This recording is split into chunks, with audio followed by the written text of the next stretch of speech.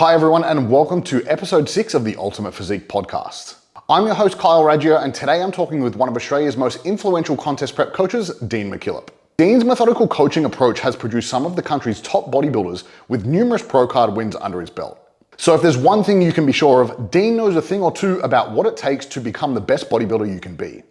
I truly hope you guys get as much value out of this episode as I did. And as always, make sure you like this video, leave me a comment, and most importantly, subscribe to the channel. Now let's jump into today's episode.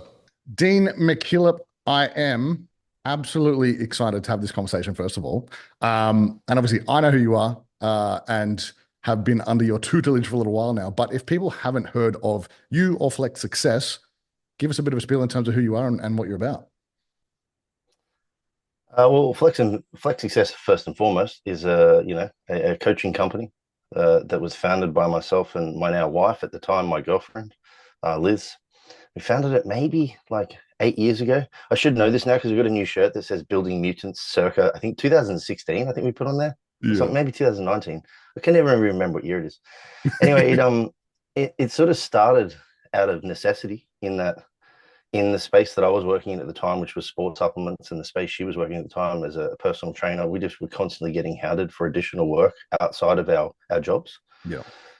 And after turning people away and sending them to other people and, whatnot, we were like, maybe we can do this. And, she had engaged in some studies in nutrition, and I had come out of a university degree in human movements. And from there, we just sort of kicked it off as a bit of a hobby, And man, it just went off from there. It started as a bit of a hybrid business, like looking after transformation, I suppose you could call it, clients, both body composition and also maybe even from like an understanding of food and better relationship with food and those sorts of things, as well as contest prep. Yeah. I probably had one of my most elite contest prep clients too, like right at the beginning, which was wild. Yeah. She was actually a sponsored athlete of Nutrition Warehouse, and she was a NABBA figure competitor, and she got peeled, man. And I was just like, man, am I thinking about my death here, But anyway, so it kind of started that, and then it like evolved into like just a general coaching business with contest prep as a part of it. But in the last probably 2.5 to 3 years, we've decided not to like let where we were going naturally be pushed aside for the preference of like helping lots of people, and instead just leaning into what we do very well, which is contest prep. Yeah. And I would say that we're pretty much like 95% contest prep only now as a coaching business. So, between myself and George and Chelsea, there are two other coaches. George and I are almost exclusively in contest prep. I'm exclusively in male-specific contest prep in untested federations. That's how niche I am. George is a little bit more well-rounded and does exceptionally well with females. Yeah. And then Chelsea is got a handle mainly on general population, but she's also done some female contest preps in the natural federations too. So, in short, contest preparation company or coaching business, I should say, to be more specific. And Liz does it all. Like she's done the coaching side of things. She does the business management side of things. She's done even like PT education courses and stuff like that. She's our go-to girl for like what we refer to and the industry refers to as like soft skills education for coaching. Yeah. As opposed to like the hard skills being like, how does the body work and what calories do you need and like what does this drug do and how does this training work? And then there's the like managing the actual client and understanding the client and becoming a far better coach and not just a dictator. That's where her skill set is primarily now pushed towards. And she actually does some athlete development for our guys on the side for people that need some extra stuff. Yeah. And yeah, that's where we're at. It's been like nine years, something like that crazy. Yeah. Wow. I don't know. Well, I mean, looking at it from, I suppose, even from my perspective, it was a really interesting, I guess, journey to kind of see you guys come up over the last few years, especially me being involved in the contest, but like space now as an athlete. And I think the big draw for me, and I assume probably a lot of your current clients or past clients, was what I'm going to deem the flex effect, where you kind of have these clients that just come in and after 3 to 6 months, they kind of mutate and turn into a different species and come out the other side. So I think that was the big draw for me and a lot of people as well. Yeah, maybe a little lame, but like when you say shit like that, man, I legitimately get like goosebumps because like it's very easy and exciting. I will say exciting Yeah. to get a genetically gifted individual who you know just needs something dialed up a little bit to be exceptional. Yeah. Because I mean, everybody likes to look at the freak on stage, you know, Of course. whether they're freakishly lean or freakishly muscular or whatever it may be. But I certainly, and I know the rest of our team is the same. Like, pride myself on the capacity to like make lots of people that otherwise may be seen as not being gifted Mhm. become something that is Yeah. noticed. Yeah. And I think that again like comes back to even having a better grasp on the soft skills side of coaching than anything, Yeah. and like getting the person to like find their potential. Um, so yeah, man, I appreciate that.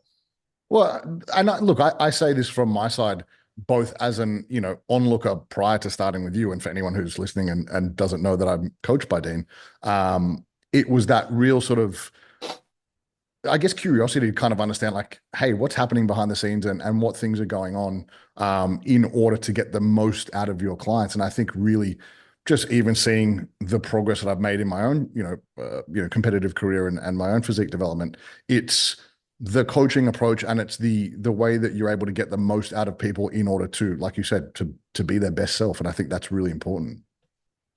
Yeah, I was going to say, can I podcast you for a minute and ask you, like, what have you found to be the thing that is unlocked for you? Well, yeah, we can. This can be a split podcast, right?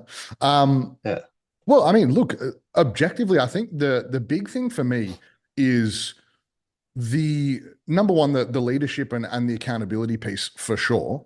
But I think for me, looking at the caliber of clients that you have, the caliber of coach that you are, it's a real thing for me to kind of step up to the plate and show up and know that I'm giving it my best, and that you are there to kind of guide me to that next level that I want to take it to. And I think for me, it's really just kind of showing up and executing at the level that I expect you want me to.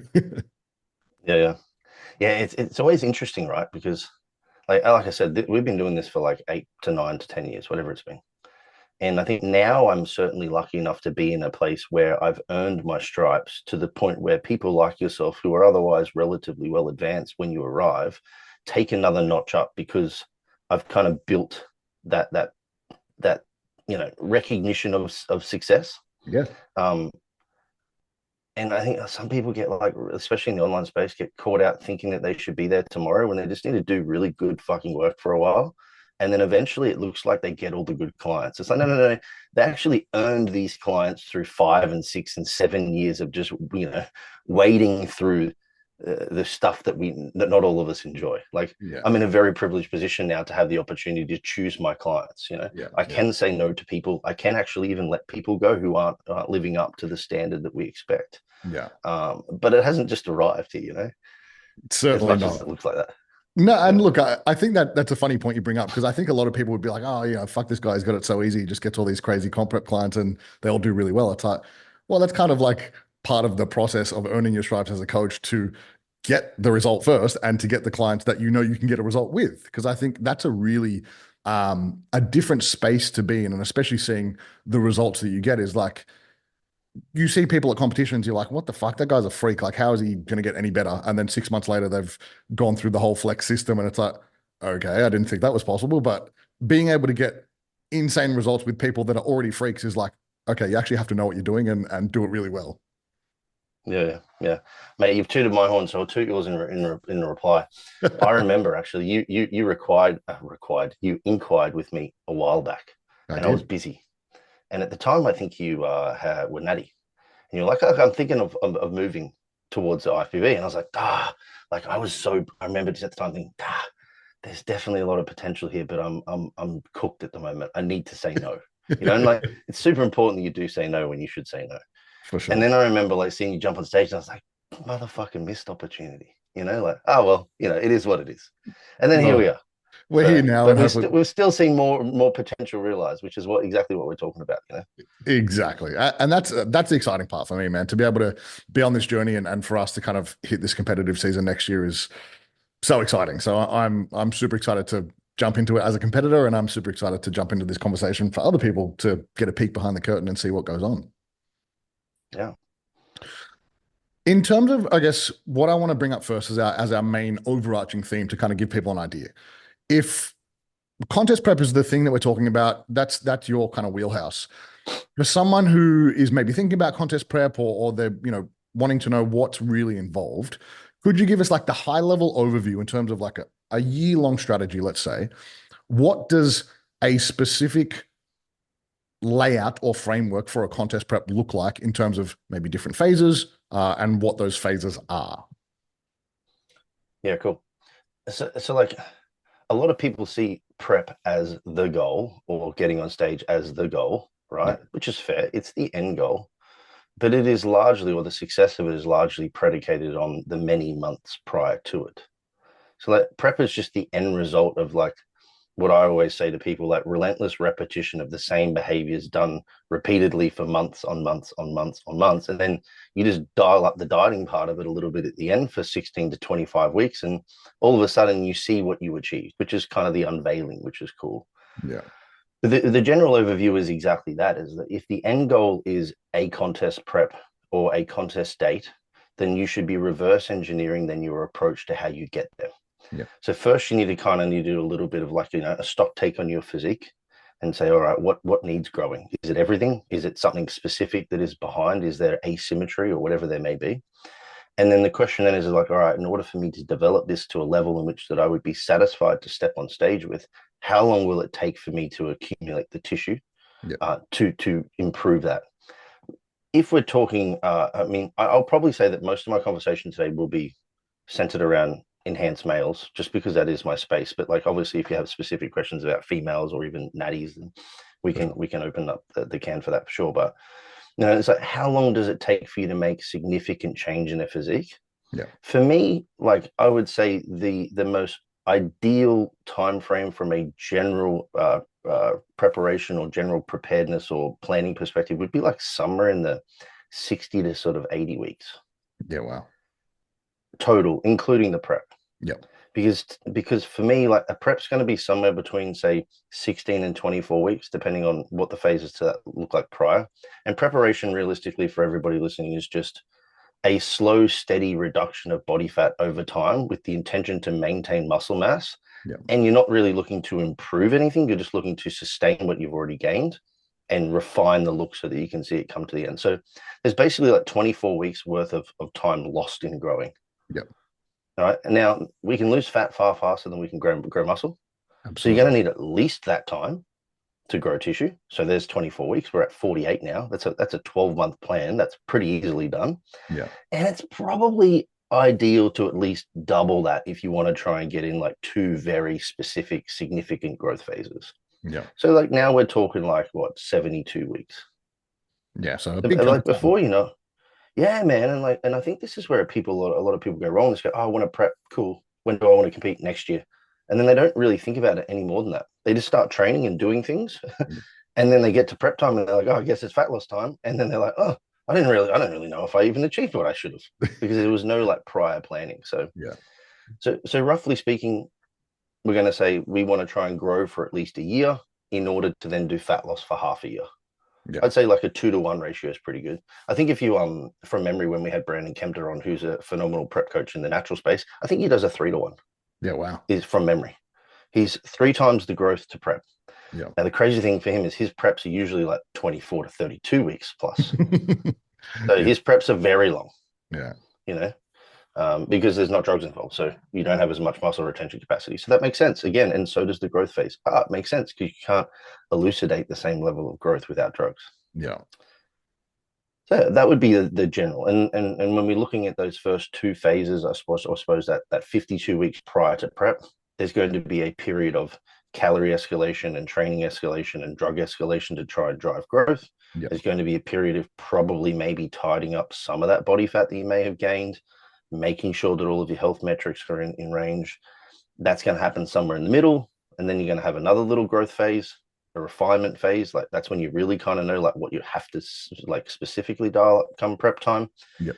And then there'd be like, maybe if you have the time, a like preparation for prep phase, and that's like just getting all of your ducks in order, making sure that you're in a good mental place, a good social environment, your household set up, there's expectations that are appropriate around like what a prep's going to look like, Yeah. And all that kind of stuff. So that's it. Growth, maintenance, growth, pre-prep, prep, approximately 70 odd weeks. So to put it in a nutshell, I think for everyone is like, you need lots of time. It's more than just like, hey, it's 12 weeks out now. It's time to lose some fat and get on stage. Yeah, more is almost always better. Until it's not. I actually do think there's like in very few cases, I have some guys that are like had 2 and 3 year off seasons or growth seasons. I was talking to Richard about this, Richard Booth. Like, there's not really an off season for a bodybuilder because off means trying to take a break, right? So like growth or improvement seasons or whatever you want to call them. Yeah. Like I think there might be a disadvantage to making that too long, just from a motivation perspective. Yeah, sure. I think 70 weeks is pretty damn good. I think 50 weeks is doable as you become more advanced because you can probably like dial up like just a very small things and make big changes. Yeah. And I think there's, advantages to not dieting so frequently when you're a beginner. For sure. But I've often questioned as to like whether or not doing like 100+ week approach is ideal, because it's very hard for people to stay motivated for 24 weeks, let alone 124 weeks, Yeah. Which does come back to coaching skill and periodization and making sure that there's like, goal points within each phase and being process focused instead of being goal focused. And like, we can talk about all these things, but I think like somewhere in that sort of 70 week to like maybe 100 week is probably about the sweet spot. Anything beyond that, I think it gets a bit slow. Yeah, which I think for a lot of people is like, unfortunately, they prioritize the end goal of like, oh yeah, I'm going to get my pro card on, road to pro. And it's like, okay, but the likelihood of that happening is like 1%. So like, let's focus on the process first and just tick those boxes as we get through the, the entire year, basically. And imagine if getting a pro card was as difficult as it was 10 years ago. Yeah. There'd be a lot of sad bodybuilders out there, man. Yeah, you would quit pretty quickly. I mean, it still is pretty well disheartened in Australia. I really like the Australian setup personally. It's tough and it's pretty rough. Yeah. But I think like if you get a pro card in Australia, you can say you earned that for sure. Because you had 2 opportunities. Yeah. And you had to beat everyone. You didn't just have to like come second in your class against 5 other people. Yeah. So which topic for another discussion. Yeah, that's a tricky topic, and maybe we can jump into that a little bit further. But I think the main stuff that I really want to dive into now is like understanding that, like, if you're someone who's thinking about a contest prep, you need to start thinking, a year in advance, more than a year in advance, to really think about, all right, what are the phases I need to plan? What things do I need to bring up? And then how do I peel back that body fat and bring my best physique to the stage? So when we're looking at those growth phases, and this is something even for me has been really fun and really exciting, and I think a lot of people might not be aware of the level of application or the things that need to be done during these growth phases. So I would love to pick this apart a little bit and give people an idea. When we're talking about these growth phases, we're talking about periodic escalations in food, PEDs, training, like everything that we're doing. So generally, when we're looking at a growth phase, what things are we looking at escalating? Are there limits that we look at in terms of food intake, PED intake, training volumes, things like that, that really kind of round out a well structured build phase? Yeah, there's a lot. Yeah. Apologies for the long question. I think maybe like we've discussed duration a little bit, so maybe I could touch on that. I think duration of growth phases is largely predicated on tolerance. Yep. And it's tolerance to all of those vectors that you just mentioned. Yep. So I often talk to guys about the 3 primary vectors for anabolism or muscle growth. You have training stimulus, which you mentioned, you have food, and then you have drugs. Yep. You generally will, escalate one or the other, or maybe 2 at some stage. Mm-hmm. At some instances, you may escalate all 3 in tandem to like really drive a very successful outcome. But generally, you're trying to like pick opportunistic times to pull on one of those levers to get another re-engagement or a novelty to that stimulus in order to continue driving growth.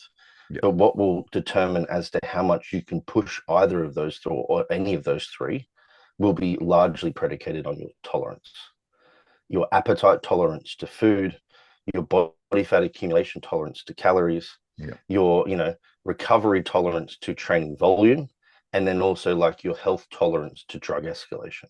Yeah. The one that will stop you in your tracks probably the fastest, if we had like the most major concern for your health long term, would be the drug escalation. So maybe we want to be very smart and you know like not artistic. I guess there's a level of artistic nature to it, like to when we escalate those and how we escalate those, and maybe the drugs that we choose to try and minimize as much harm for as long as possible. Sure. But then the other one that I think that probably slows people up the most is the appetite side of things. Yeah, So it's absolutely. picking really smart, like strategic ways to escalate food over time. Yeah.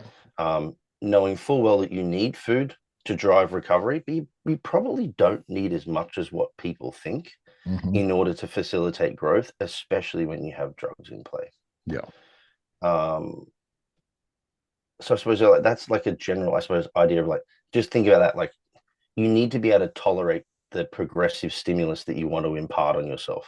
Yeah. So how do we minimize the likelihood that one of those tolerance levels is going to overflow and it's going to make everything else go bad? Because it's both a blessing and a curse. If your tolerance to food becomes diminished too quickly, you do have the blessing in that you could add more drugs. Yeah. But the curse is that when you add more drugs, you potentially impact health even further.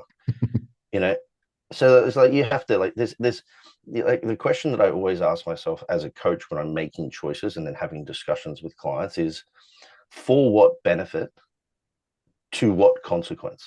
Yeah. But that's sort of my general thought process. Yeah. To what benefit will this food escalation give us, and at what consequence?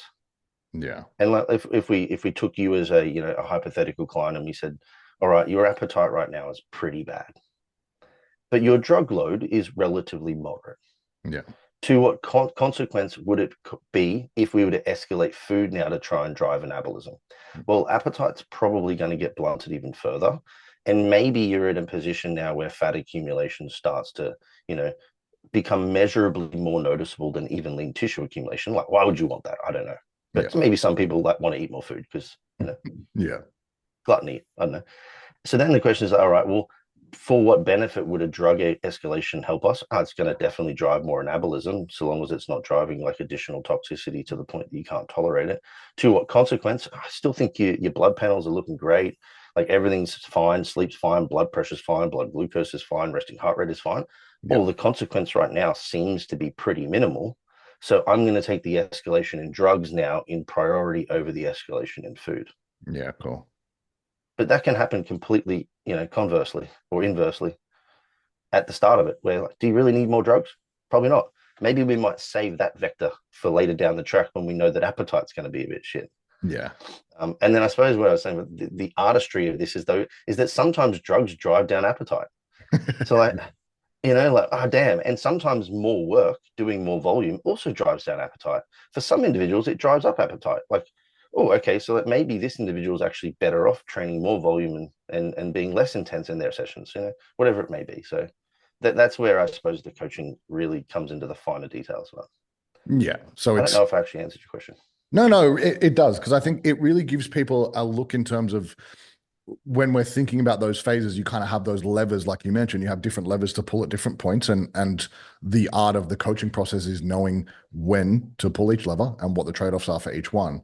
And I think the big thing that I notice, especially more in the, more so in the beginner stages of contest prep or people are just starting out, is maybe being far too aggressive or too gung-ho in their approach. And one of those vectors, sure enough, bites them in the ass pretty quickly, and they wonder why they're not making progress. And I think the two examples I can think of are probably food, number one. I think that is more like it's like a pissing contest for people sometimes. Where they're like, oh, how many calories you want, bro? Like, oh, that's it. And it's like, yeah, okay. But like you mentioned, you don't actually need that much food in order to drive progress. You just need enough to recover from your training, to be able to have the raw material to build muscle. where people get in the trap of just like, oh, I'm in a building phase, man. I'm just going to eat everything and, it's going to magically build muscle. Yeah, and again, like this is another example of tolerance, because one of your tolerances to dieting isn't even just so much the appetite shutdown with excessive food intake, but also your tolerance to having to show more restraint when you want more food but don't need it. Yes. Yeah. You know, because that's a huge one. Um, uh, it's pretty well elucidated that if you have somebody consume excessive amounts of calories and they get excessively heavy and they grow more tissue than somebody who eats a moderate more amount of calories for a moderate weight gain, that by the time you diet them back down in a natural sense, they pretty much ended up at a similar spot. So like they're not really growing any more tissue by getting larger and fatter. Yeah, exactly. Now, if you're somebody who can't progress training because you're so fucking hungry all the time, or there's not enough food in the tank to recover, then maybe you might be more beneficial to gain a little bit of body fat. But generally speaking, we can say that additional body fat from additional calories doesn't facilitate additional growth. Yeah. Okay, cool. Yeah. Super I important. mean, makes sense, right? Like Yeah. it's kind of logical. So then it's like, all right, and now you need to understand that your tolerance to hunger or your tolerance to like the appetite or drive to eat now has to be a thing of consideration as well, because you don't need that much. Yeah. Um, and I agree with you. There's a huge pissing contest of this. Like I eat this much in the off season. I'm like, that sounds like terrible to me. Like as far Yeah. as I'm concerned, like if I could do less and win more, as much as that people may think that that's a lazy mentality, I think it's an efficient mentality. Like Yeah. if I could train and do 4 sessions a week and only do 6 sets per body part and only take 500 milligrams of total drugs and only have to eat 3,500 calories and I grew every week, like Sold. pretty good, man. Yeah. Because you know why? Like for what benefit? All of the growth. To what consequence? Not that much. Yeah. Except for maybe managing your appetite and hunger. Yeah. But you don't have to worry so much about the bloods. You don't have to worry so much about the blood pressure. You don't have to worry so much about like maybe even injury risk or fatigue. Fucking time like that you can spend doing other things that you really enjoy. Yeah. So like you should always try and get the most out of the least in all facets of these three vectors that we've spoken about. And I think that's one thing that I probably surprise new clients with when they come on board. Yeah. And Yeah. that is that I try and find the least amount of tolerable food to keep them at maintenance. Yeah. And I try and find the least amount of training volume whereby their effort is maximized. Yeah. So that if I want to pull on that vector of more volume, I can, but it's not done in the face of just not training hard enough. Yeah. Because that is one thing that I think is lost a lot in the training space now, especially in the space of like trying to find hyper specificity of exercise selection. Yeah. It's like muscle growth is predicated on effort. Yeah. Primarily proximity to failure, get as close to that motherfucker as you possibly can and you're good to go. Yeah. Then how much volume do you need to continue driving that stimulus or that novel stimulus more specifically? Well, that is what you figure out after you figure out first how to train really hard. Yeah. So I pull that, I strip things back and try and get the most out of the least. And obviously that is the preference with PEDs as well. But don't have to give somebody many of them and they keep growing. Like this is kind of cool. Like happy days, man. Like I'd much rather just say, hey, just take less. Yeah. But there are also some instances where people need to take more. Yeah. Yeah. Which I think that'll kind of bring me to my next couple of points, especially around the build phase. And then I maybe want to jump into the contest prep phase and just see how that differs, especially for a lot of those vectors. But when we're talking about training, well, actually, we'll talk about PEDs first. When we're talking about PEDs in the build phase, the big thing that I see, again, like hamstring a lot of people with their progress, and you kind of elucidated to this, is like health being a concern and your tolerance to taking drugs and health becoming an issue. So when we're looking at those build phases, are there specific like absolute no-nos in terms of drug use or duration or dosages or even things that you've seen that kind of really hamper people's progress? Morally, I would say that there aren't any absolute no-nos. Yeah.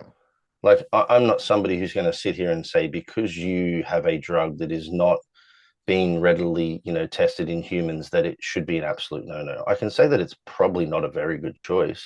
Yeah. But like But morally, I don't think that I have a particular opinion on any drug use. Yeah.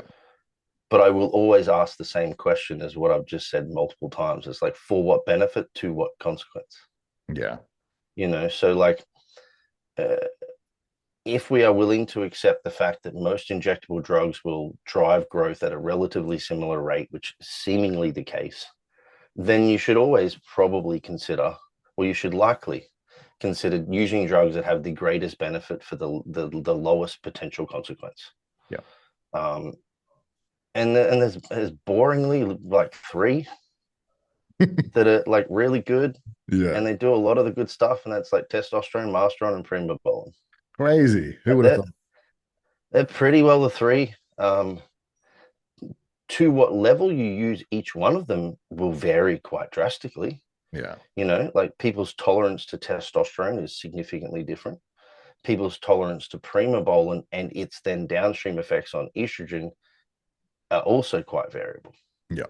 I'd say most people's tolerance to masteron is pretty good Mm. for very little consequence. So it's like a relatively benign drug in that it doesn't have a lot of off-target side effects. It's pretty predictable, drives great growth, doesn't impact a lot of the health metrics as excessively as some of them do that we're concerned of, like blood pressure being one of the major ones. So they are three primary, I suppose you could say, like your baseline drugs that you want to be like that you want to sit in there and go, they're the ones that are going to drive the most amount of growth, so we'll leverage those. As much test as you can tolerate, fill in the rest of the milligrams that you want to use for the week from those other two. Then there's a whole host of like other anabolics that you can consider. The question again would be like, to sound like a broken record, for like for what benefit, to what consequence. Like, could you use trenbolone in a growth season or in a growth phase if you felt like it drove a particular amount of aggression or level of like intensity that made you train harder and progress training more, and it didn't come with as much consequence? Then I maybe might be willing to accept that. Are you somebody that seemingly has some joint issues that are alleviated by a 19 nor like nandrolone, and you find you get very strong on it, and we know it, you feel good on it, and you don't really see any negative side effects? Then I could probably also like get on board with that. Provided the consequences don't start to outweigh the benefits. And also after having a very good conversation with each client and essentially going through a system of informed consent, and that is, these are the potential problems with this drug. Like if we lent on nandrolone again, we could say, oh, it's seemingly the case that this may have a greater impact on somebody neurologically or cognitively with repeat use over time. So like, are you willing to take that risk, that additional risk maybe on cognition health and brain health and whatnot? Yeah, I am. Okay, well, I mean, again, morally, I'm not here to decide what you do with yourself. Like, I've taken mushrooms. People may not agree with that, but like, I know when I take them that I'm doing it in an informed consent manner, and these are the potential benefits. And there's maybe some consequences here in the moment that I may not like, but maybe the wins are greater than the losses. We shall find out. But so informed consent is super important with these things. I will say, even though I'm saying I'm not like morally against any particular drug use, I don't really see any benefit in using orals in an off season, except for some very minor cases, which would be primarily to drive performance outcomes if somebody's stagnating there. Because remember, training is one of the three vectors. So if we have certain drugs that drive greater training adaptation, maybe it's a good choice. But it doesn't come without consequence. There's liver toxicity considerations, there's appetite shutdown considerations. And orals are funny, man. Then like, they're not even really well known as to how they may or may not drive growth, because it's not the traditional pathway that injectables work. They work for sure, but it's just not the traditional way. It's kind of like not really well understood. And then all of the like the research chem stuff that people will talk about, I think those are pretty much binnable for the most part. There's certainly no proof that they do any better than the traditional anabolic androgenic steroids. And we don't really have anything to tell us as to like what the risk profile is. So you can't really have informed consent on things that have no long-term research to determine what those risks are. Yeah. So, um, It's yeah.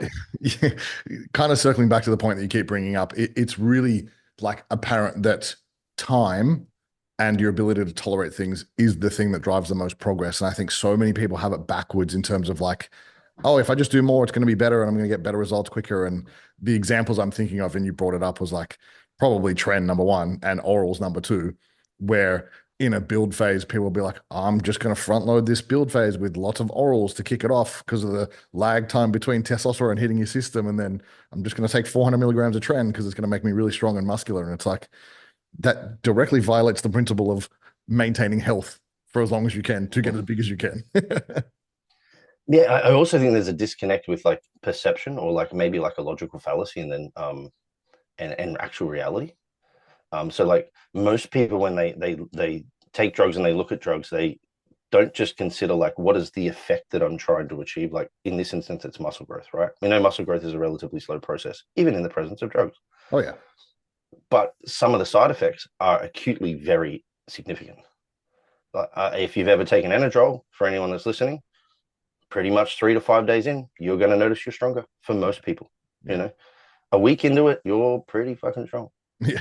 Now, the effect of muscle growth from that is still slow. Yeah. But the side effect of strength is acutely quite fast. Yeah. So they assume, and then they bring these together and go, I am feeling like Building therefore muscle. I am growing like a gorilla as well. Like, no, that process is still pretty slow. Yeah. So now if we think about this and again, we reverse engineer, like, oh, okay, I know that I can't use this drug for the next 12 to 14 weeks, which is what I want to do, Mm-hmm. because it's going to shut down my appetite. My liver's probably going to shit the bed. I'm going to start to feel shit. My blood pressure might be through the roof. All right, well, it's probably a bad choice at the start. And when am I the strongest? From the beginning of a program through to the end phase of it, that's pretty quick escalation of strength too. When do I struggle the most? Oh, at the end of each growth phase and also at the end of each mesocycle of training. Yeah. All right, well, when might it be a smart choice to acutely shift up aggression and or strength for the benefit of driving training progression? It's in week 6, 7, and 8 of the mesocycle, or it's in week 12, 13, and 14 of the growth cycle. Yeah. Maybe we could argue for that then. Yeah. Maybe. It depends. Yeah. Sure. Cost to benefit ratio. But so I think there's a disconnect there with the side effect and the effect that you're seeking. Mm-hmm. And then I also think that there's still just a bit of a like a mythical expectation around certain drugs driving particular outcomes. Oh yeah. Like training prep is one of them for sure. Yeah. I probably have like 50-50 these days as to guys who use training prep for those that are listening, including like elite level guys, pro guys that don't use it. Yeah. And I can tell you now, for the guys that we've chosen not to use it for, because we've seen particular side effects like insomnia or night sweats or, a shift in mood to the point where it becomes less enjoyable. Yeah. The results that they get from trend are massively outweighed by the results that they get in the absence of trend because of just how much better they feel. Yeah. But even if trend was this magical drug that did X amount more than every other drug, all of that potential benefit is lost in the consequence. Yeah. Sure. And then when you take the consequence out, the benefits go up from all the other drugs. It's like, wow, this is a magical recipe now. Like, so you definitely do not need trend in prep. That is for sure. I feel like it's like one of those stupid things that's like perpetuated by social media with like dumb throwaway statements where it's like, oh, trend's 10 times more anabolic than testosterone. It's like, okay, cool. Like, what benefit does that have for you in terms of long-term muscle growth? Nothing. You're probably going to drop dead at the Yeah, dose but also it's going to like take. in a petri dish, like cool, Yeah, man. Like, exactly. okay. Yeah, but like environmentally, like I've always actually really aligned with the word of like a holistic, as much as it's been probably pushed towards like, you know, woo-woo yoga and veganism and fairies and shit. Like that's how people like kind of pick on the holistic concept. But like Yeah. really is like an all-encompassing consideration for the environment in its entirety. You Yeah. know, how does the organism exist within the environment? You being the organism in this instance, Kyl, and the environment being like your training, your food, your relationships, your sleep, your recovery modalities, all of these things. Yeah. I like to try and like holistically consider again this for what benefit to what consequence. How do we like plug and play all of these different things to get you the most with the least consequence? Yeah. And Tren is one of those. Like, so let's just say, like, in a petri dish, that Tren was, pick an arbitrary number, 100 times more anabolic than testosterone milligram for milligram, right? But if I just take testosterone and my environment is 100 points out of 100 ticked, Yeah. but I take Tren and then there's 50 points removed of negativity, Yeah. well, you're at a deficit of 50 points, man. You're Like, losing. you're actually losing. Yeah. Yeah. And this is where I think there's a massive disconnect between like application and theory. Yeah. Yeah. Or And theory and that, application should be the correct way. yeah. And I think that comes back to the art of coaching, right? You have to be able to understand how all these things affect everything in that environment, especially in a contest prep where everything is heightened and, arguably a million times harder. Um, the last 2 points that I wanted to bring up around the build phase, and then I want to flip it on its head and talk about contest prep specific. But when we're looking at training in a build phase and or cardio, um, I'd love to know a little bit more of your rationale in terms of training as a whole, in terms of, is this a point where we're escalating training volumes? Are we using the highest training volumes during this phase? And then in terms of cardio, is it something that people need to either consider? Do they need to have cardio in year round? And then how does that cardio look like in terms of a training setup on a day-to-day basis? Okay, so let's go cardio first. Do you need it? No. Would it benefit you? Likely. For what benefit is then the question. And then that would determine how you go about implementing various strategies. Yeah.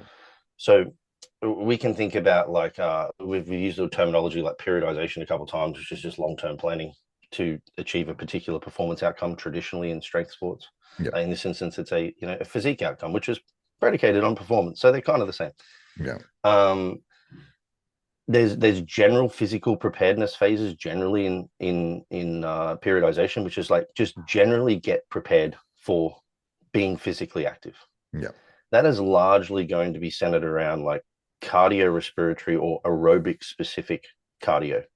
So things to try and drive adaptation around like your ability to like metabolically handle some stress, deliver more oxygen, have a relatively like decent heart functioning so that you can just be ready for physical demands.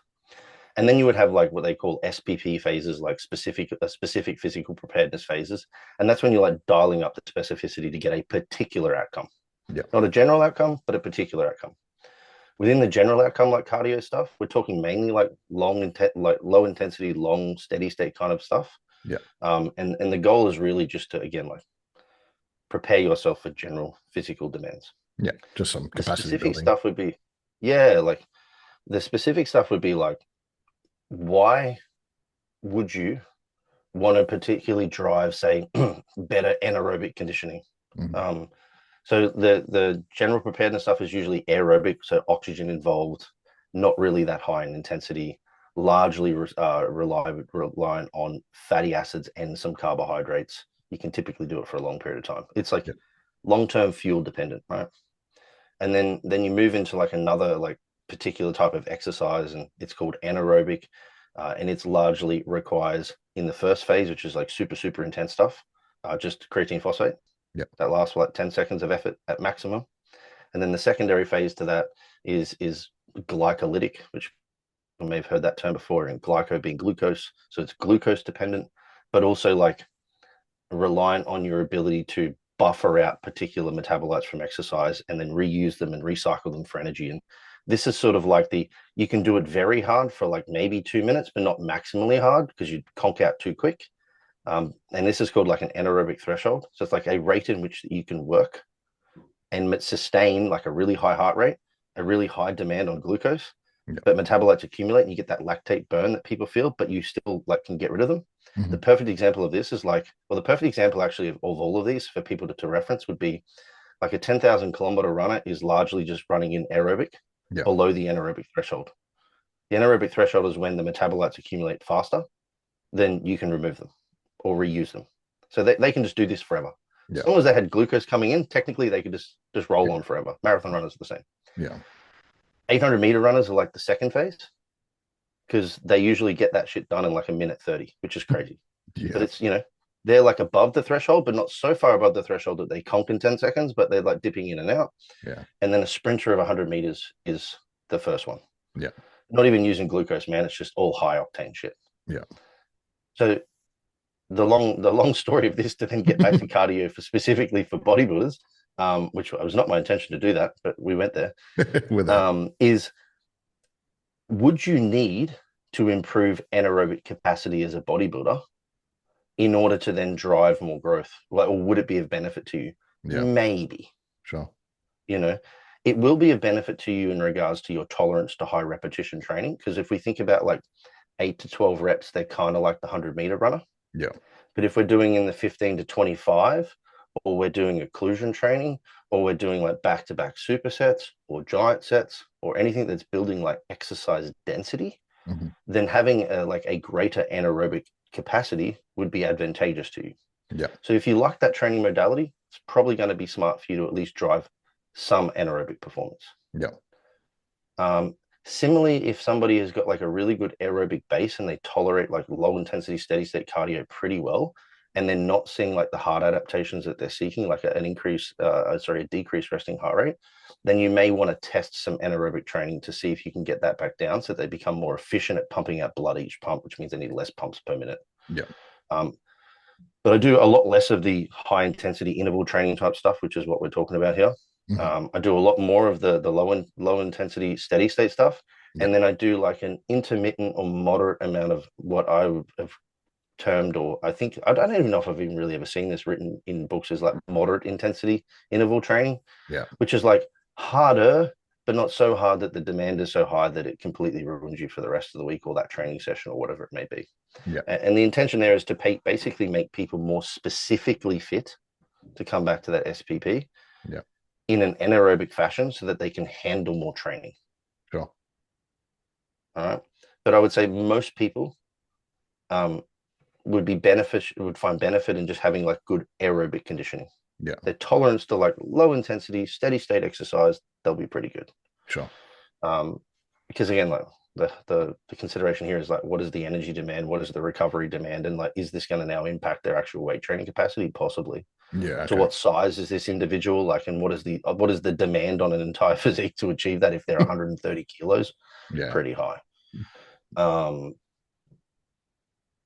But you technically don't need any of it, but it is likely still, again, like we talked about this very before, is like if we're trying to like drive the least amount of consequence, then having some aerobic conditioning will more than likely afford you the opportunity to maybe push drugs a little bit higher, push weight a little bit higher, yeah, and get more growth long term that way.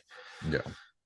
There's also, finally, just last bit, there's also some benefit to being more aerobically fit from a metabolic perspective, in that you start to then utilize fat more readily than you do utilize carbohydrates. That's not for the benefit of burning more fat, but rather for decreasing the amount of carbohydrates you burn through, yeah, so that you become more efficient at energy production, so you don't technically have to eat as much. Gotcha. Okay, cool. And similarly in prep, if you can shift the needle so that you, from a ratio of intensity of like 0 intensity to 100% intensity, you start to utilize more and more fat throughout that entire phase. Technically, it's glycogen sparing. Yeah. So you can then afford to have less carbohydrates in a prep, and you won't really become as glycogen depleted from a performance perspective. Yeah, cool. So when we're looking at those things specifically, like obviously the moderate intensity stuff I'm doing now, so I'm doing a split of both, some LISS and some MIT. We're talking about like bike sprints at a moderate effort. Low intensity being just bike, cruising. What sort of heart rate are we talking about? Is there a specific heart rate or rate that we're sort of looking at? To go for some general terms, like most of the time, this number isn't perfect, but if you took your like expected heart rate max, which is 220 minus your age, yep, and then multiply that by about 0.6, yep, that's roughly going to be like your top end range for like low intensity steady state cardio to drive aerobic outcomes. Cool. If you then shift that to like 0.8, there's very few people here that have an 80% anaerobic threshold. And 80% of heart rate max. It's very, very, very uncommon. If you are, it means you're fit, man. Like you can roll. So like if you're going to go and touch that zone for a period of time, but less than 2.5 minutes, because if we assume that your anaerobic threshold, Kyl, is like maybe 70, because you're not really designed to do that nowadays, then if we just touch 70 and beyond, so 0.7 of your heart rate max or expected heart rate max for a period, 30 seconds, it's going to drive an outcome, but it's not going to be so fatiguing that you just run out of fuel. Yeah. And then in those moderate intensity ones, I'll usually, push people into that phase for a period, because this is how you drive up anaerobic capacity. You move beyond your current capacity, and then you shift below it, and then you move beyond it. Yeah. And technically, over time, what you should start to see from an adaptation perspective is your ability to tolerate greater intensity for a lower heart rate starts to change. Yeah. So you have to work harder to get your heart rate higher, because your heart is becoming more efficient at functioning, which is fantastic news. Yeah. Yeah. That's great news. So yeah, it'd be somewhere in that zone, like moving up to maximum 0.8 and then back into the 0.6 for a period of time to then move back into your steady state. So you're just touching the higher intensities for a period of time to make you more anaerobically fit, to drive up your tolerance to exercise demands, but also to try and bring up your cardiovascular health and your cardiorespiratory health, so that then your resting heart rate is better, your blood pressure is better, your blood flow is better, et cetera, et cetera. Yeah. One thing I didn't mention before too with specificity is, I know we're going to go into prep, but I think this will cover it off pretty quickly. Cardio in this discussion here from an off-season and like all-encompassing health perspective is, for me, like a discussion of these points. When it comes to prep, it completely reverts and it goes solely to calorie demands. Yeah. Okay. So I think cardio in prep has got nothing to do with physiological like adaptations, and it has more to do with managing energy balance. Yeah. So that's a different kettle of fish. Yeah, cool. So to kind of run that all back, it's kind of specific cardio for a specific outcome. Arguably, in that build phase or off season, we probably want to drive up some more cardiovascular fitness to tolerate higher training volumes and harder training during that phase.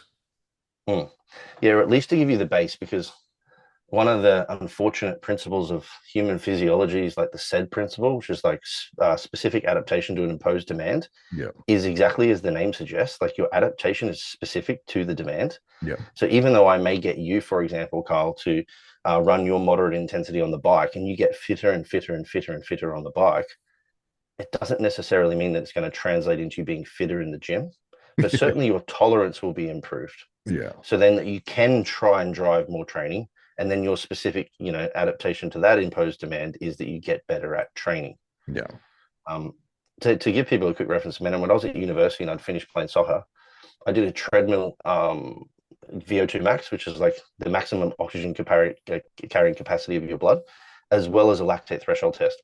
It was the worst thing I've ever done. Oh man, it was so bad. But my VO2 was like high 60s.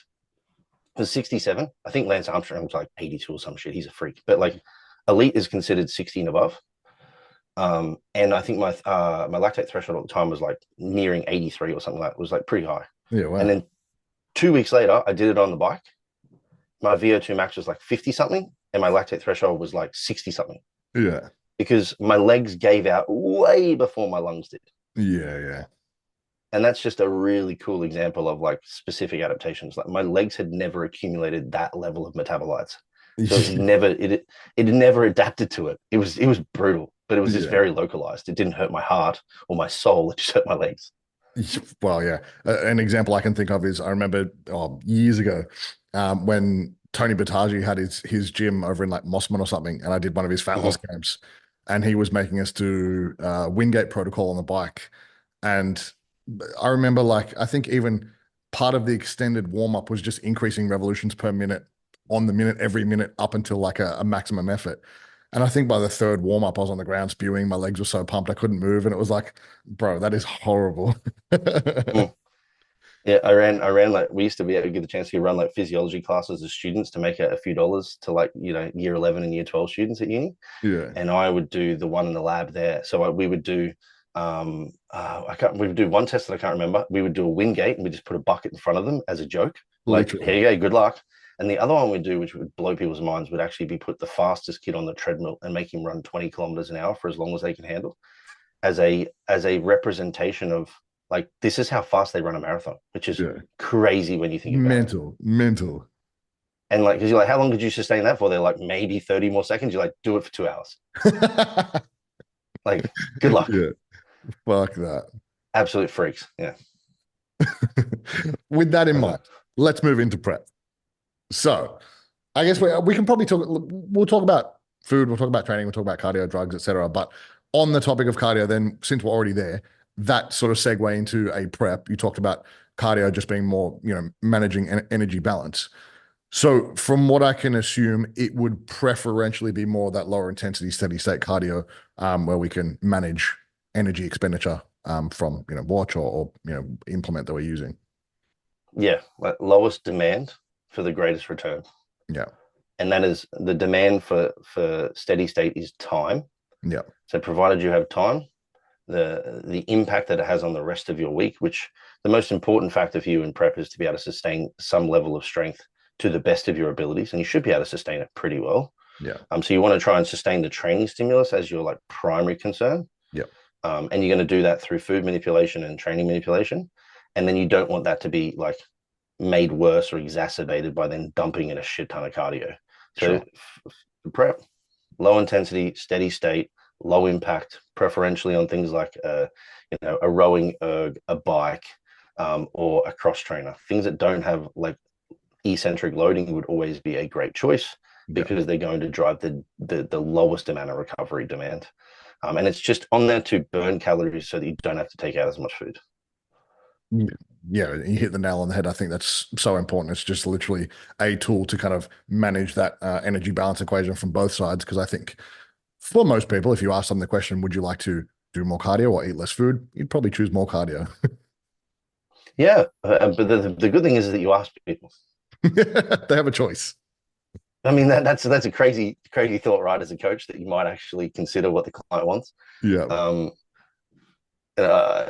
I think some people get caught up on thinking that, but if I let them think that they're making the choices, that my job's not as important. I'm like, I don't give a fuck. Like, if they think that they made this choice, man, have at it. If it gets me the result, I don't mind, man. Like, and there's times where I will use that to my advantage.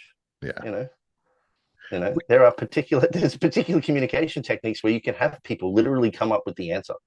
Yeah. And I can tell you right now, the buy-in on you deciding versus me telling you is generally a lot better. Yeah. So, anyway, side shoot.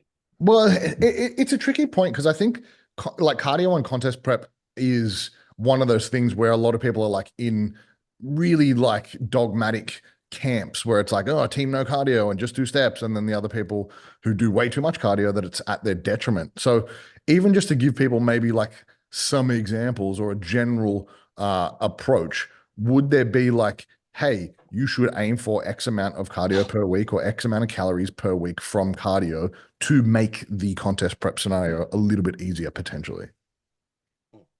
So I'm very objective about how I go about making decisions around contest prep because I see it as just a big Excel sheet of equations and trying to shift things up and shift things down. Like, what is the mathematical outcome that I expect to see here, right? Yeah. And I think this is important to note because you'll hear of these coaches that are kind of coming from the original guru space and pro space. Like, I added in 10 minutes of cardio post training. Yeah. Cool. What does that mean? And again, to what benefit? Okay, they do 10 minutes rolling at 3.5 kilometers an hour on a treadmill. They burn what, 15 to 30 calories? Yeah. So cool, bro. You just added 150 calories in of calorie burn for the week.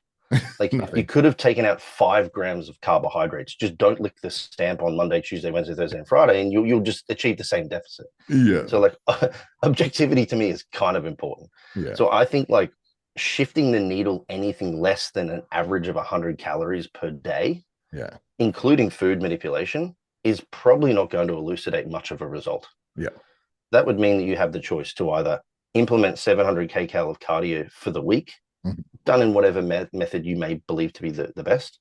I might have some opinions on that, but so that's about 70 minutes cardio for most individuals, maybe 80 minutes. Yeah.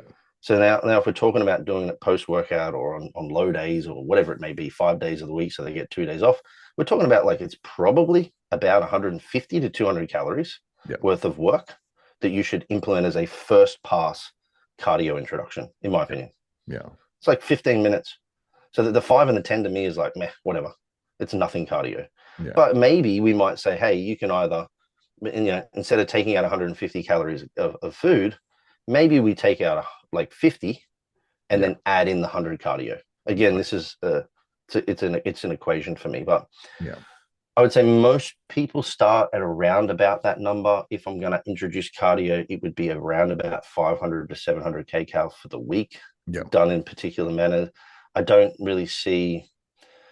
I think if they're doing it post workout, you can probably get away with doing less per session because the energy demands are already high, and technically, like the fuel availability post workout is a little bit more pushed towards to fatty acid use. So maybe we could just do a little bit less in time. Yeah. But if you're going to do it in a non-specific manner, like no time specificity, then I think like around about 150 kcals per session is sufficient. Yeah. And anything less than that is starting to just get a little bit like, it's just an annoyance. Like, Yeah. don't go into the gym to do 10 minutes of cardio to then go home, like whatever. Just eat less food. just eat less food or do more steps. You know, we can talk about that too. So about 700, I think the most on average. And I'll say this: if Joe's listening from Belgium, don't listen to this because he's the anomaly of all of my clients. Like most guys don't get more than about 1,000 to 1,200 kcal per week. Yeah. So it's not really escalating that much. You know, if we said an average of, if I just pushed it up to 1,400 for easy maths, that's 20 minutes of cardio 7 days per week. Yeah. Done at a reasonable intensity. Yeah. Joe's the opposite because that poor guy has to die. No food, some cardio. Yeah, I've taken him to like 40 minutes in the morning and 40 minutes in the afternoon. Like, yeah, not fun. He's, what do you do? Well, it's specific to him, unfortunately. So if it has to be done, it has to be done. Yeah. So I think they're pretty fair numbers, somewhere between 700 and 1,400 kcal per week. I think you can get the rest of your fat loss done with either step manipulation or food manipulation. And would you, I guess, just on that note, would you have a preference to kind of maxing out one before you add another? So, for example, would you max out steps, then add cardio? Would you have 50-50 steps in cardio, or would there be a way that you would implement that? I used to run steps up like periodically throughout a prep as weight came down to try and offset the calorie demands of that person as they got smaller, because as you get smaller, you burn less fuel. Exactly. And that was kind of like somewhat proactively. I stopped kind of doing that and then shifted more towards like the mathematical side of things. Like I'd rather just like have the person just do some specific cardio so I can just dial that up and dial that down. Yeah. And I now kind of sit somewhere in a hybrid of the two, whereby some people will get cardio and steps, but whether they get more cardio or more steps will be dependent upon how they have to get those steps in.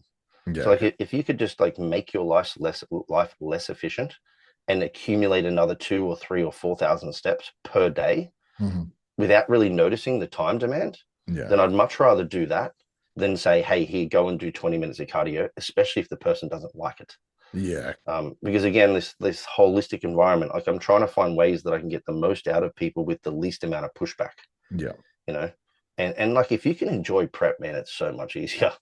If you're like fighting against it, I've got to do this fucking cardio, and like, I don't want to, like, like that's not a good time. No. But if I can say to you, hey, just park a little bit further away from the shop, walk the aisles 3 times instead of twice, take some steps in between your sets instead of sitting down on your phone and wasting time. Like we can probably unhack your life to the point where we can get another 3,000 or 5,000 steps, which for most of my guys on average is somewhere around about like, say 50 calories per 1,000 steps on average is a fair number. So, an extra 150 to 250 calories a day burned by being less efficient. Super easy. Yeah. Like for me, man, I'm taking that every day of the week. Yeah, for sure. Overdoing cardio. Cardio to me is just like the death of human life. I just can't stand it. Well, especially as well. I'm always going steps. Yeah, and especially too, I think the environment piece, as in physical environment outside, is an important factor to take into consideration too. Like I know you're in the UK, it's like maybe doing the cardio piece lends itself to be more favorable for those conditions if it's pissing down rain, freezing cold outside. Whereas us on the Gold Coast, it's like, man, I'd much rather be outside with my shirt off in the middle of summer just doing extra steps. Yeah, well, funny you say that. Having just come back from Texas, I was like, I would do cardio in Texas. Too hot. Because it was too hot. Yeah, it was so uncomfortable.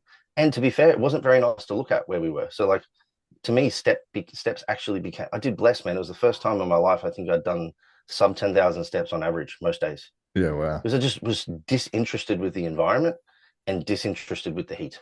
Yeah, okay. So I ate a little bit less. I was like, I'd rather do that, you know? But yeah, from a calorie Um, standpoint, what, an extra 150 calorie difference? yeah. But Joe, as I just mentioned before, is actually a perfect representation of this, man. He works in the military and his average step count is about 8,000 up Mm, to 10,000 on a busy day. yeah, And for him, it's like, well, why would I give him time demanding steps that he actually can't do by unhacking his life because he has a very specific role? And it's like he'd be like, sorry, boss, I'm just gonna like leave my perimeter and go for a wander now, you know? So yeah, he's like, man, I'd rather keep my steps at 8,000 and just do very specific cardio. yeah, Like, cool. So even though he's doing the most on the treadmill, he's actually doing way less steps than most of my guys. Most of my guys are doing at least 10,000. mm, A lot of them are doing between 12 and 15K yeah, because they live lifestyles that support that, yeah, you know? yeah, yeah, Whereas his doesn't. So, technically, even though if he does 800 calories in a day, he's the equivalent of doing 600 compared to the rest of the guys and just doing more steps. So it's not as bad as it may seem. yeah. Okay. So I mean, either way, like, there's again, there's only trade-offs for each thing, so it's kind of pick your poison. Exactly. Yeah. So moving into the, I guess, more the maybe training, and then we can kind of maybe just tackle the PEDs and potentially wrap up with some food. So when we're looking at training on prep, I think the main thing that I want to highlight, which is probably a trap that most people fall into, and you might have seen this, is I'm on prep now. I need to do way more. I'm doing all the drop sets. I'm doing all the supersets. I'm doing everything because I'm going to really just get everything out of this training. So is that something that you see? I guess maybe not with your population now, but in terms of the training structure, is that something that you see? And is the right approach maybe to do the exact opposite of that?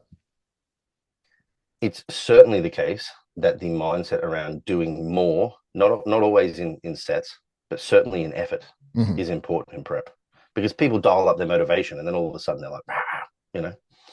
I'll tell you, if you get excessively stronger in prep, in the absence of like new drugs, then you probably didn't train that hard in the off season or in the growth season. That's probably fair to say, right? Yeah. So your effort has gone up. But we can start this first pass by saying it's again pretty well elucidated that you can sustain muscle mass for a very long period of time, like in the months, Mm. by doing around about 50 to 60% of the training volume that you've previously done in Bingo. it from a set per muscle group perspective, provided the effort is equated. Yeah. So if you're normally doing, 20 sets of chest a week in an off season, growth season, Yeah. then you can probably do 10 in prep and Yeah. you'll be fine. So long as effort is sustained and technically mechanical tension too. So like there's an element of strength here that Yeah. is necessary to sustain. Yeah. Um, so like depending on most of my guys moving into prep would have probably gone through like one of two phases. They've either come off like a fairly large training volume block from a growth phase and then into a very low volume block where I've just said, hey, let's fix any niggles we've got, maximize strength, take lots of recovery time, and just be as strong as you humanly possibly can on the least amount of work. Yeah. Because in that phase, they're also going to typically take less drugs. Yeah. So we're going to dial down all of the vectors. We're going to eat like as much food as we can without gaining more fat. So in this instance, I'm actually shifting that vector up. Yeah. The food's going to be as high as possible with no fat gain. Yeah. The drugs are going to come down. So we're going to say, let's try and sustain muscle on the least amount of drugs. Yeah. And then the training volume is also going to come down. We're going to try and sustain muscle on the least amount of training. Yeah. The only time that this would change for me is if somebody is like training fitness is dog shit. Yeah. And they're seemingly like somebody who doesn't respond to fat loss phases very well. I might drive in like a metabolic training adaptation like block where they actually do a lot of training density and they just like work a lot to try and keep them like burning through fuel that way. But most of the time that doesn't happen. So the most amount of food possible for no fat gain, the least amount of training possible for muscle retention, the least amount of drugs possible for muscle retention. Yeah. Now we get to prep. Cool. We've got vector number one, drugs to drive up for a novel adaptation to maybe get some growth out of you. And we've got training. So training volume can shift back up. Mm-hmm. I personally like to go around about halfway between maximum tolerable volume, so where they ended, and then minimum volume required, where they were doing that last program at, somewhere in the middle. Yeah. So if we put some numbers on this, say you ended at 100 sets per week, we then trained you at 50 sets per week, I'm going to probably push you somewhere between 70 sets Yeah. to start off the prep program Yeah. You know, in inverted commas for those that aren't watching, Yeah. or in bunny rabbit ears, whatever they call them. And the reason for that, for me, is as follows. A little bit more stimulus at the start of the prep when drugs are starting to escalate is probably a good idea. Mm-hmm. Tick that box. Recovery demands pretty low. Tick that box. Set up very well. I think in the front end of prep, you still have the capacity to push volume Sure. to a degree in the absence of progression, because your recoverability is still good, food's still pretty high, drugs are still escalating, fatigue isn't that low. So you have the room now if you need it. And when I say if you need it, I mean if progression stalls, or even worse, if your training performance starts to regress from a load perspective, or from a training tonnage perspective, you can offset that regression by adding in more work, more volume, more sets. And you can do that for a period of time up until basically the recovery demands outweigh the stimulus, of which case then I would pull that training volume back down as much as necessary to sustain as much load as possible. With the idea being that load, i.e. mechanical tension on the bar, is what will sustain muscle growth the most. Because we said before, like specific adaptation to an imposed demand, there is something to be said about load being a necessary requisite for muscle to be retained. You know, so strength and muscle growth or muscle retention, they have like a pretty like synonymous relationship. They're not by any means like necessary. Like you don't have to technically get stronger to grow, but it is likely that if you do get stronger, you will grow. Because there's this like, you know, congruent relationship with them. So it's the same in prep. You want to kind of do what you did to grow, but not so much so that you impact your recovery. So that's kind of like big picture thinking as to how I would set that up.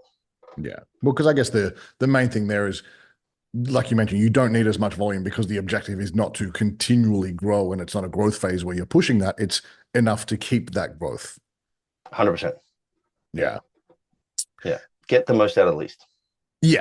And so then to kind of move that into the way you would look at the drugs in terms of a prep and starting a prep. So we talked about drugs coming down. That's almost like your pre-prep health phase where we're kind of prioritizing, you know, blood markers, getting blood work done, looking all that at all those numbers, making sure everything's in a good spot. And then we're sort of escalating PEDs back up into the start of prep. What does your approach look like? Is it very similar in terms of the training volume where it's sort of escalating to a point, but maybe not as high as it had been in the off season? Yeah, I mean, generally speaking, I suppose that's probably a fair like schematic of the entire situation. In that you start less, you escalate up to drive that outcome that you want, but you technically don't need as much as probably what you pushed up into in the off season to sustain that same level of tissue. And the thing that would change whether or not I would escalate up or maybe introduce some slightly different things like orals, and that would be largely predicated on performance.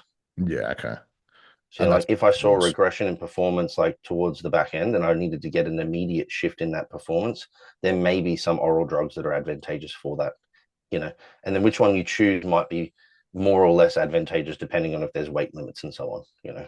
Because that's a consideration. But yeah, generally it's going to start at like a level of drugs that they've been sustaining through the health phase. Usually I would escalate that up a small margin at some point after fat loss kicks in to try and offset any of that risk profile for losing tissue. It's going to continue to escalate up until we see consistency in regards to like strength and recovery, and then it's going to be held. And the only time then it's going to be modified is if, like I said, performance is a consideration. If we've seen negative side effects associated with those drugs, like we spoke about with trenbolone, if we're trying to drive a particular cosmetic effect, there are some drugs that seemingly have a bit of a better effect on certain looks. Although I think they're largely overstated too, probably. And that, I think that probably ties into maybe the point around like lipolytics. So at what point do fat loss drugs come into that equation? Is it something that's front loaded towards the start? Is it something that you just leverage right at the end once you kind of pulled all the other levers? It's actually a really interesting discussion because I think you can argue for both. I think you can argue for, you know, putting in a little bit of lipolytics. More specifically, we're probably talking about things like clenbuterol in this instance at the beginning of prep, whereby you're like trying to like get the most out of the least again, like try and use as little as possible, but get just more out of it so you don't have to pull calories as much. Yeah. And then the theory there would be, if I can sustain, when stress is the least, if I Mm. can drive a lot of sympathetic tone now through stimulants, Yeah. it's probably the most tolerable. Yeah. And then at the back end, if I can ideally start to get somebody ready early, bring food back up, decrease stress that way, bring stimulants down, decrease stress that way, that technically should give you the best look. Yeah. But then there's also argument for the fact that it's why would you want to drive sympathetic tone hard early? Because you Mm. might then end up in a fatigue state faster. Yeah. And it's a fair argument. Um, I like both. Yeah. It Try just both. depends. It depends. If you're somebody that you're highly susceptible to certain negative side effects, if you take clenbuterol and you're anxious and all the rest of it, then you need to minimize the time exposed to those things. So Yeah. you should use that as an opportunistic lever to pull. Mm. But if you're somebody who otherwise doesn't see a lot of negatives from these sorts of things, then I would be more inclined to say just use a little amount and try and drive synergy, Mm. and go that route. Thyroid for me though, that sort of stuff comes in either in response to blood work, Yeah. ideally, is there actually a down regulation of thyroid function in the prep? And if so, we can maybe replace that. Yeah. Or it would be maybe prophylactically added in from a T4 perspective relatively early, but not at the beginning, because it's absolutely unnecessary at the beginning unless they've already been on it for whatever reason. Mm-hmm. So prophylactically, we might add it in the front, third of prep. Yeah. And then we'll just test and measure, test and measure, test and measure. Yeah. If someone's tolerance to calories is pretty high and I don't have to push them too hard, then my assumption is that the downstream conversion of that to then T3 is probably pretty good, because metabolically they're not showing any signs of down regulation. We'll leave it. Yeah. But if there's someone who's having to be pushed very hard, then we're probably going to have to dip our toes then into replacing maybe even T3 to the level which keeps them within range, but doesn't drive any negative outcomes. And then you dip that through towards that, probably in the back 4 to 8 weeks or something like that. Yeah. So kind of looking at that framework, I guess it's really cool, I guess, for me to even understand, and for people to understand that there is no real difference, I guess, in terms of the things that you're doing, other than the dialing up and dialing down of drugs, of training volume, and potentially cardio as well. And I think you kind of paint that picture really nicely. And I'm glad we really went through that year-long framework, because it's this huge chunk of time where a lot of the same things are done. It's just dialed up and down depending on the phase that you're in, which is, it's kind of, I guess for a lot of people, it doesn't sound super sexy, but it's really the thing that works. Yeah, man. And this is when the people that do exceptionally well are the ones that kind of divorce from that expectation of excitement all the time, and just recognize that they just need to do the same things very well repeatedly. Like I said, relentless repetition. That is bodybuilding 101. You repeat similar foods, you eat similar amounts of meals, you do a similar amount of training. On that, man, you probably train with fairly similar movement patterns and or exercise selection to maybe 80% stay the same for a very long time. Yeah. And the only reason why they change is because they're not profiting you anymore, or that you've got an injury, So having the ability just to find enjoyment in the repetition, knowing that repetition drives progress, I think is where most of my guys do very fucking well. Yeah. And that's probably the biggest difference, is that a lot of my guys aren't seeking novelty very frequently. What they're seeking is progress. And they recognize that progress is a representation of their ability just to repeat the same things over and over and over and over and over again. and we said it right in the beginning, but to drive some clarity on it, this is process focused, athlete development 101 versus outcome focused. Yeah. I've had a handful of guys now turn pro, and I can count on 0 fingers the amount of them that we actually spoke about them specifically turning pro at that show. Yeah. So they didn't start. It was honestly not. Say again? They didn't start a YouTube channel and follow the road to pro. No, they did not. Hashtag road to pro. I heard that earlier, and I thought it was maybe going that way, but I didn't want to play the game too much. I think that's cool too, if you're willing to live and die by the sword. But I also think progress is the goal. Yeah. Nailing the process is the goal. I think if the end goal is the pro card, that is fine, but it shouldn't be where you get your motivation. Yeah, absolutely. Because here's the reality. You could be someone who is 115 kilos and massive on an Australian stage in the best shape of your life. And then someone like Cam George could show up at 77 kilos with incredible shape and dominate an open category. And you did nothing wrong as the 115 kilo person. You showed up the best you could. And you got beaten by somebody who was just that much better because they were born with a certain set of like insertions and a certain set of muscle. Very hard to. You know, like a new age Phil Heath could stand next to me. And if I stood next to him and I was pissed off that I lost, I mean, what a moronic way to think about prep. Yeah. Like bodybuilding is super weird, man. I've come from a sport that was objective. Like I played soccer my whole life. You score more goals, you win. Like it's very easy. You know? That's at the end of the day, did I do very well? We scored more goals, we won. Okay, what could I do better? There's some subjectivity there. But bodybuilding is the only thing where I've ever stood on stage and been okay with losing. Yeah. Because the result of whether I got first, second, third, first or second, if I may say, never got third, was not necessarily the like, it wasn't the thing that drove my enjoyment. It was knowing that I ticked every box, as cliche as that is. Like I did the food, I ate the food, I did the work, I trained the weights, I took the drugs. Yeah. Did I miss any of them? No. And then some freak stood next to me and I was like, bastard. Yeah. You know, like imagine being disappointed if Phil Heath stood next to you like, oh, I should have won. Like, nah, man, you were never winning. I'm sorry. You just didn't know. It's rigged. The judges are rigged, man. You just don't know. Like, dude, in Australia last year, that freakish kid from Singapore showed up, like in men's physique. Like, what the hell? I'm sure there was a bunch of good Australian dudes there who thought they were a chance at a pro card, and then all of a sudden he shows up and you're like, I guess there's next year. Like, but yeah, that's really what it is. I think like to drive that point home is really all you need to worry about is doing everything you need to be your best. And it's like when you step on the stage or you're getting ready to walk out on the stage, you have zero control over anything else outside of what you did to get to that point. 100%. And I'll say this too. You'll always think you can be fuller. You'll always think you can be leaner. It's not always the case that you need to be as lean as possible or as full as possible. You know, you need to just put up a look that you are content with, that you know is a good look for you. Because like sometimes people don't look as good fully peeled because they can't get full quick enough, and then it's a bad look for them, or they lose like pop or whatever it may be. Yeah. So there are some instances where push and condition isn't necessarily the greatest approach, although I am a condition first person. But try not to like get caught out always thinking you can be better, because you can. But like that again shouldn't be the focus. I think that's one thing that's ruined a lot of people's experiences in bodybuilding. Yeah. It's like they do exceptionally well. They look the best they've ever looked, and then they're like, but I could have been fuller. Like, okay. Like, or like my delts were flat. I'm like, yeah, but like your delts are one muscle of how many? Like, is that the thing you're focusing on? Yeah. You know. So yeah, and I think that's the beauty of bodybuilding, right?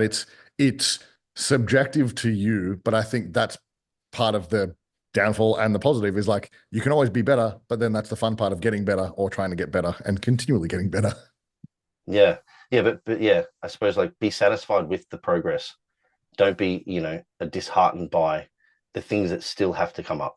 Is kind of what I'm getting at. Like if you stood on stage 3 or 4 kilos heavier, you were significantly larger, and you were as lean or leaner, you may actually get a worse spot than you got last year. That's the crazy thing too. It's like your progress may be undeniable, but your position on the stage may be worse. Like, well, that's rough, right? Yeah. But just take a moment after you've like had a bit of a a shit moment, which you're entitled to, and I would by all means like, lean into those emotions, but then just step back for a moment and go, hang on a minute, like objectively, what did I achieve here?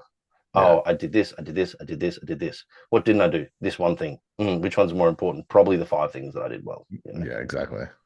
Not to I think it's really easy in bodybuilding to get down on yourself, man. And there's a lot of people that just ruin the enjoyment of prep by focusing on what they could improve upon instead of recognizing what they've done well. Yeah. And I think that's a really important point to kind of leave it on is like like you said, the process, you need to fall in love with the process, fall in love with the things that you do day to day and really enjoy that prep. Because I think for people who haven't competed, the getting on the stage, the posing, the routine, it's over. Like you're on stage for a few minutes. If you don't enjoy the 3, 4, 5, 6 months that you're getting ready for that show and all of the cool stuff that happens, that 3 minutes on stage is so disappointing, especially if you don't get a first call out or you don't place. It's like, oh, okay, well, that last 6 months of my life was a waste of time. And it's like, it's such a bad way to think about it. But it's also like a good a reminder too that don't waste the 3 to 6 months beforehand by being a dick. Like because it's going to be 3 minutes, literally, and you're either gonna and this is the sad thing about bodybuilding too. Like it can be 3 minutes and you win, and it was the best 6 months of your life. It was all worth it, bro. Or you could come second, you're like, fuck this is the worst thing ever. Like, hang on a minute, we're talking about like one deviation here from center point, yeah. But yeah, like amateur bodybuilders, if you could please just like smile backstage, that would be nice. You're not that important. And Yeah, like have some camaraderie. It's way more enjoyable when you have fun. yeah, Man, I still like now, like I'm hyper competitive. I do not like losing, but like I said, bodybuilding is the one thing where I've been okay with losing to people that I think have been better than me. oh, yeah. And dude, I remember my first show in Queensland, my second season actually, and we're all stood out back in the overalls. And Mike, it was me and Michael Lucy, who eventually became a client of mine, right? And a long-term friendship, which is sick to see his progress. But at the Yeah. time, he was like 110 kilos, something like that. And I was like 80, 80, 88, 87, something. Yeah. I don't know. I knew I was peeled, but like he's 110 kilos. A bit bigger. And everyone backstage, I stood there and went, hey, everyone, we all know Mike's massive. So Yeah. let's all stand in front of him. Yeah. And Mike was looking at me like, what? What are you I was talking like, about? come on, bro. Like, you've got to give us something, But Yeah. the whole point was like, this is fun, man. Like, if I'm going to lose to him, I may as well do it at having fun. I'm not going to sit there and butt elbows with him and, I know. think that we're going to biff on, Like, so have some fun. It'll be good. I mean, I'll be backstage this year at Australia. So if I see you and I think you're being a dick, I'll probably just stare at you and think you'll just see me go like this, like wanker. What are you doing, you turd? Meanwhile, all my guys are going to be backstage having the best time. And I've been thinking, why are they not taking this seriously? Like we are, and that's why we're enjoying it. Yeah, we took the 6 months, the 12 months prior to this really serious, and this is the time we enjoy it. Mm. Yeah, man. Too many people forget to live in the now when when the show day comes around, because that shit goes fast, bro. Oh yeah. Well, it's dude, it's going to be an exciting time. I think I'll be seeing you probably at all shows. And I'm sure lots of people in Australia are going to be very excited to see you because it'll be the first time you've been here in quite a while now, I assume. 3 years, man. There you go. 3 years December. It's just crazy to think. Yeah. Well, So it'll be awesome to have you here, man. Awesome to see you with the shows. I'm sure there'll be lots of people very excited to see you, and I'm excited to catch up. And I know we've got a little special dinner after nationals, which I'm looking forward to as well. yeah, a very Dean-esque dinner of organized American barbecue, like it's gonna be mad. Love it. So I think I did it. I think I did it for me and not for you guys, but whatever. Well, yeah, I'm dieting, so thanks for that. No, I've actually wrote. You won't see this on my coach's sheet. I don't know if you would have seen it through. I was like, yeah, meal off. Yeah, for barbecue. Thank God. Protein fats. You can't get fat on protein, right? Happy days. Yeah, it's fine. It's fine. We're good. Dude, to wrap this all up, it's been an absolute pleasure. You are an absolute wealth of knowledge, and I'm forever grateful as a client, man, to really be a part of this. So for anyone out there who is potentially interested or wants to find out more about you or Flex Success, where can they find out some more information? The easiest and most accessible is Instagram flex_success or at flex_success. All of our links are there. It should take you to all the right places. For anybody that's seen our stuff of the recent week, we've had some website issues. We do apologize, but that should all be sweet now. So yeah, we've got consultations on there available to people if they want to consult with George. I don't do consults at the moment. There are one-on-one coaching application is there. It is an application. It's not a first come first served thing. You have to apply. And then all of our education materials on there as well, which there's actually a good chunk of stuff in there about like life after dieting and macro tracking mini courses and pro courses for people that want to make sure that they're tracking accurately if they want to go down that route. So all of our products are there, man. Yeah, at flex_success. And you'll see all of our coaches on there if you want to follow them individually anyway. Awesome, man. Well, it's been an absolute pleasure, and I'm sure so many people are going to get so much value out of it. So I thank you so much, Dean. Pleasure is mine. Cheers, bud.